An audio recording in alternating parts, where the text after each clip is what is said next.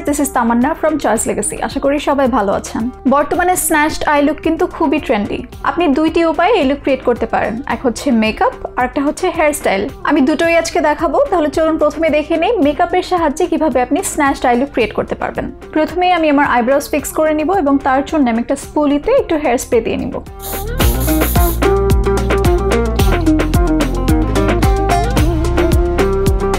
Concealer দিয়ে আমি আমার আইব্রোজের চারপাশ ক্লিন করে নিব।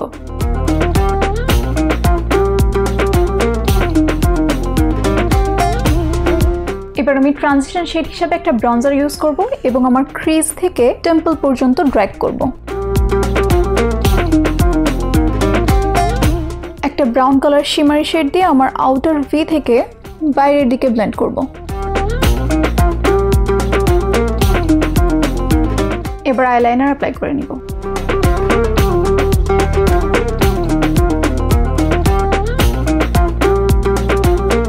আমার ইনার কর্নারেও আইলাইনার দিয়ে নিব। এবার ভালো করে মাস্কারা অ্যাপ্লাই করে নিব।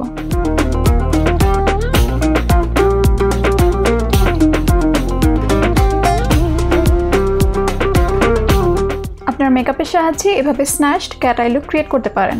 এবার দেখাই কিভাবে হেয়ার স্টাইল দিয়ে আপনি আপনার স্ন্যাচড লুক ক্রিয়েট করতে পারবেন। প্রথমে আমার এই চুলগুলো আমি একটা পাঞ্চ ক্লিপ দিয়ে সিকিউর করে নিব। এবার আমার টেম্পলের দিকে যে চুলগুলো আছে এখান থেকে কিছু অংশ চুল নিব এবং এই দুই অংশ খুব টাইটলি বেঁধে ফেলবো। এটা টাইটলি বাঁধার ফলে কি হবে, আমাদের এই এরিয়াটা স্ন্যাচড দেখাবে।